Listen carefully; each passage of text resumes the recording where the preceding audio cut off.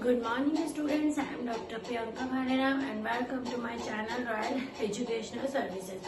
तो आज हम न्यूमेरिकल मेथड्स का method of solving linear simultaneous equations जो हैं उनको सॉल्व करने की मेथड देखेंगे, है ना। मेथड ऑफ सॉल्विंग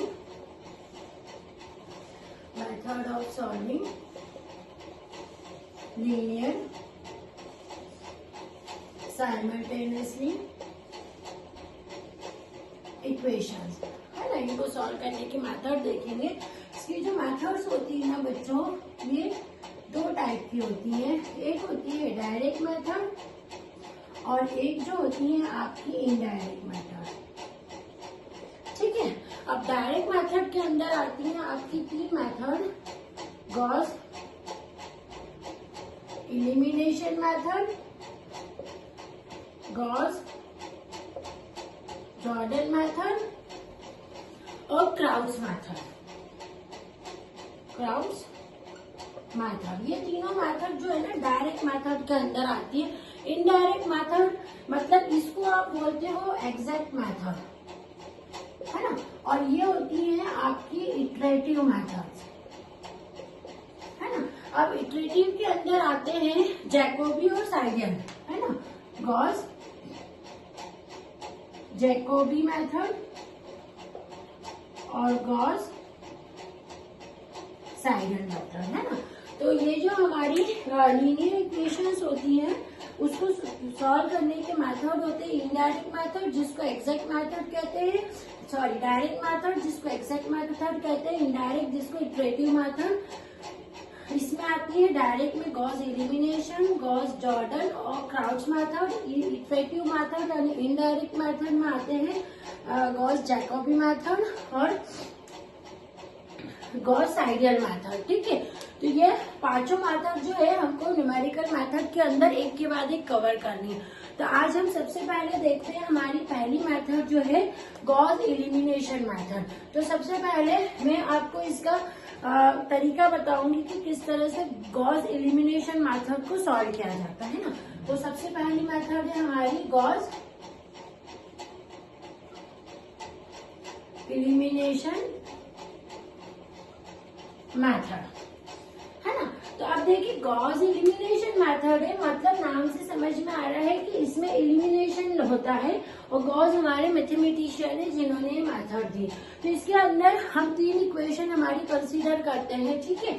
हम लेते हैं हमारी तीन equation a11x plus a12x plus a13, sorry यह y है, यहाँ पर z इक्वल्स टू कुछ भी जो आपका कांस्टेंट है b में b1। यहाँ लेते हैं a21x plus a22y plus a23z equals to b2। यहाँ लेते हैं a31x plus a32y plus a33z equals to b3, है ना। ये तीनों इक्वेशन आपने कंसीडर कर ली। अब हम इसमें मैट्रिक्स इक्वेशन जो है वो बनाते हैं। मैट्रिक्स इक्वेशन जो कि आप सबको आती है क्योंकि हम मैट्रिक्स पढ़ के आ रहे हैं। ax इक्वल्स टू b, है ना। ax इक्वल्स टू b हमें पता है a बराबर क्या होता है। a बराबर ये a11, a12, a13, a21, a22, a23, a31, a32, a33, ठीक है। मैट्रिक्स में ये सभी बच्चों ने पढ़ा हुआ है, तो ये वही चीज है। अब जो आपका b है वो क्या होगा, b1, b2 और b3 और x भी हम सभी को पता है, जो वेरिएबल रहते हैं उसके साथ अटैच वो, है ना। तो ये पूरी मैंने मैट्रिक्स इक्वेशन इससे बना ली। अब हम क्या करते हैं, इसका एग्यूमेंटेड मैट्रिक्स लेते हैं।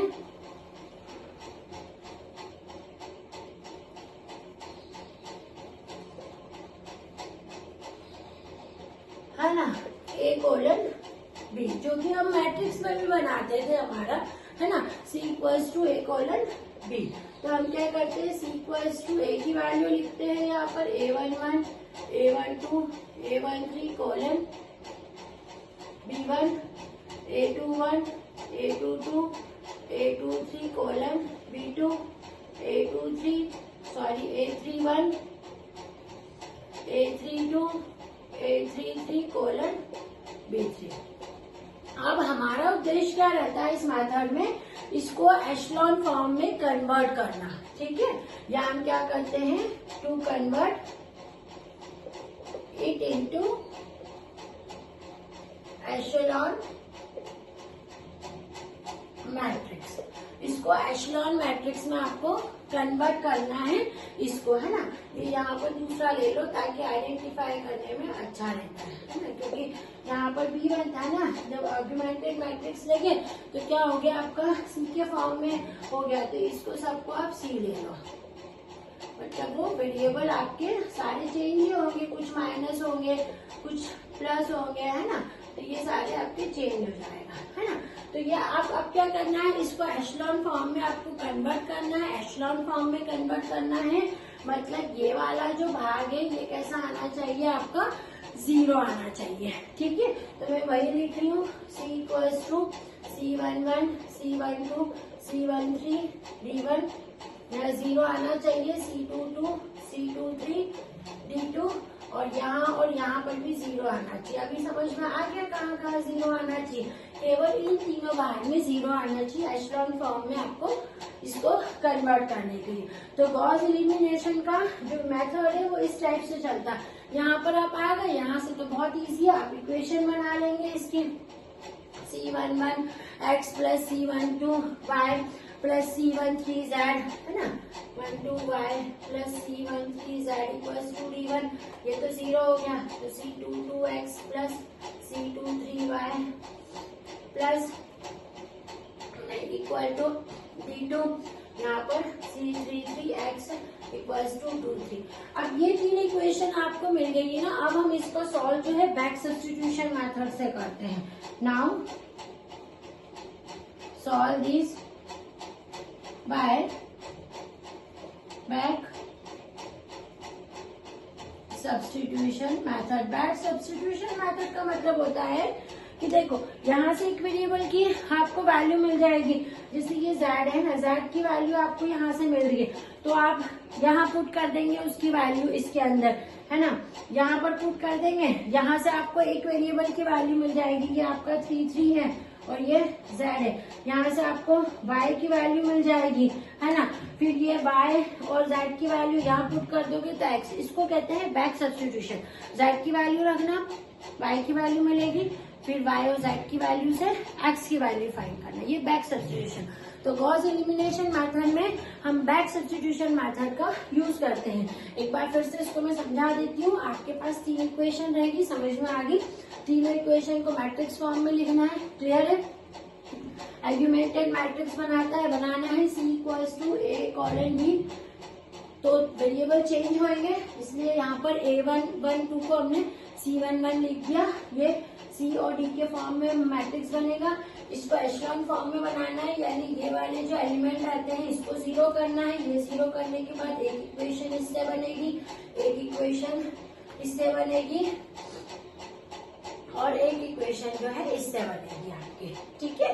अब ये जो इक्वेशंस बनेगी यहाँ पर ये 2 है ना, अब ये जो इक्वेशंस आपकी बनेगी इसमें बैक सब्स्टिट्यूशन लगाएंगे, पहले z की वैल्यू मिलेगी, z की वैल्यू यहाँ पुट करके y की वैल्यू लेंगे, फिर y की वैल्यू मिलेगी, यहाँ से किसकी वैल्यू मिलेगी, देखो z की वैल्यू आपको मिल गई कुछ, है ना, सपोज आपको जो भी मिली है D3, है ना। अब यहाँ से किसकी मिलेगी, जब z की वैल्यू पुट करोगे तो y की वैल्यू मिल गई, सपोज D4 मिल गई।